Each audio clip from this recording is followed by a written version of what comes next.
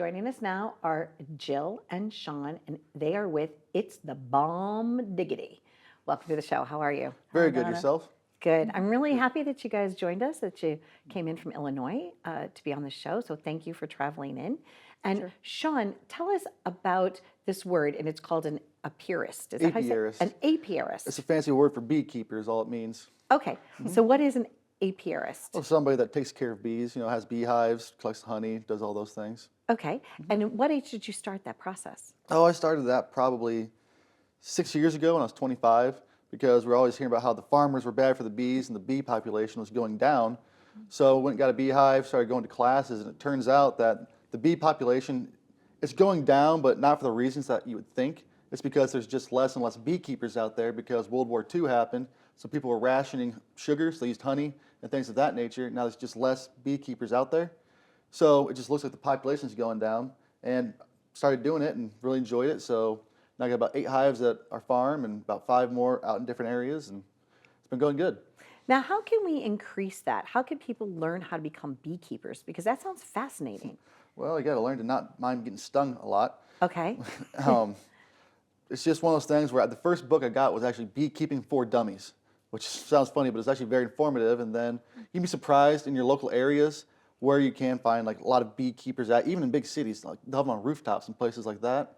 And anybody I've ever talked to that does bees is they want to help you. They want to get more people involved in beekeeping, become an apiarist and things of that nature. And then if you go to your local USDA offices and places like that, usually they'll have seminars throughout the year and teach you about different things of that nature.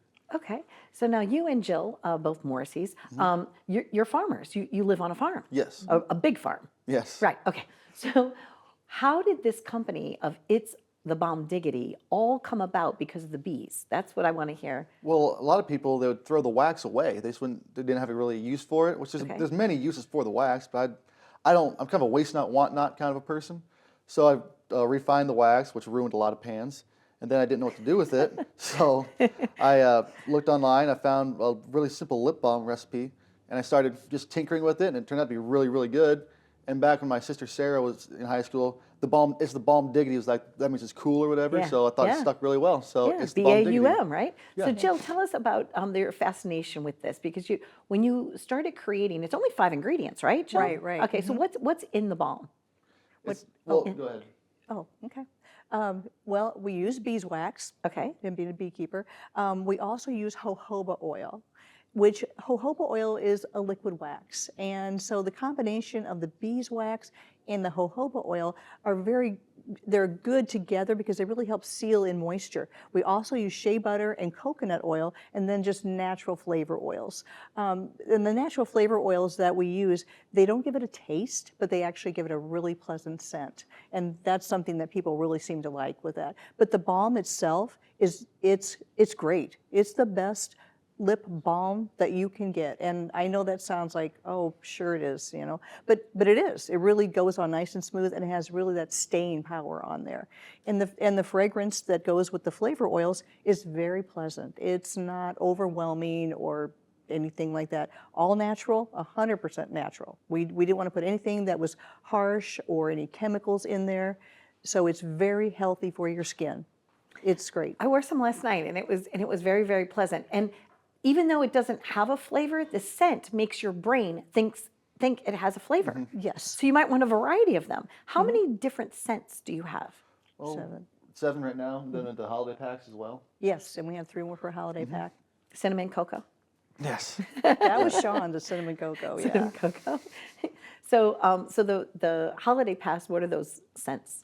Oh, it's the cinnamon cocoa, and Okay. then honey gingerbread, and then a winter mint. Lovely, lovely. And then how about your everyday ones? What do you We've have? got raspberry, we've got strawberry lemonade, which is our top seller. It's really nice. Apricot peach, watermelon, mint, coffee, what am I missing? Pineapple. Oh. Yeah.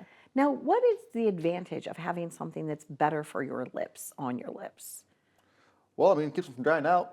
Okay. Don't crack. I can't say that's like better than other things here and there. Like, you never talk bad about your competition. Okay. But like Burt's Bees, great product. They have, I think, 16 different ingredients in their lip balm. Okay. Which I just thought would be a lot easier if you could count all of it on one hand. So that's why I had just a minimal amount of the best ingredients that I could find on there. And it does a very good job of like cracked lips and things of that nature. So people just overall really liked it a lot. And especially someone like yourself, you're working outdoors, right? Yes. All day Right. long as a farmer, Yes. right? Okay, so you need that protection, I would think, from the elements. Wintertime, yes, my lips like Yes. to crack, and that helps a lot. Well, and the skin on your lips is delicate, and you really need that protection. And I've been a nurse for over 40 years, and so I understand the value of having good skin care that takes care of it, keep it nourished and soft and supple. And that's what our product does. It keeps your lips top of the line.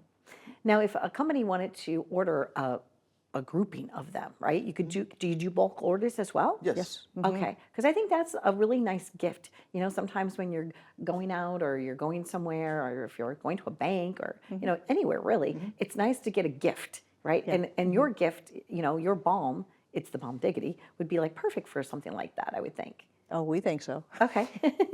So whether it's like one, just a single consumer like myself, or if it's a company ordering a bulk order, that's something that you would joyfully handle. Oh, yes. Okay. Right. I thank you for being here. I want to know also about the combination of what it's like to work with, your son or your mom, like a family business. What's it like being in a family business? Well, actually, we get along really well. I mean, we're on the same page a lot. Sometimes you want to pull your hair out. Okay. Not very often, but usually when we come up with an idea or something of that nature, we're on the same page a lot of the time. And it is a lot easier than working with, even a friend at times. I mean, we get along really well. We're on the same page, like I said, and things just go really smoothly. And she's a very hardworking individual, so that helps a lot. That I know that because I've done a lot of research. And Jill, yes, your background and how benevolent you are and how kind you are and the way that you treat your customers and your clients and your customer service, it really shines through. Anybody can have a product, but it's the people behind the product that make all the difference in the world. Well, it's really hard at the beginning to make money because she's so nice that she'd want to give away everything to all the people. Well, there you go. So that's why you need a balance of that. It's a business, not a hobby, right? Yes. I know. And congratulations to you and your whole entire family, multiple generations on a farm. And that's just a beautiful story. And it warmed my heart because I come from the Midwest. So I wanted to celebrate that for you as well. Thank you very much. Thank So you. happiness to you. And thank you very much for being here with us today. It was wonderful. Thank you, There you Donna. go. And there you go. That is it. It's the Balm Diggity. I did try the pineapple. I thought it was phenomenal. They are also very generous. They're helping us with our hurricane relief for both Helene and Milton. So I wanted to thank their company for being here. I'm Donna Drake, and thanks for watching.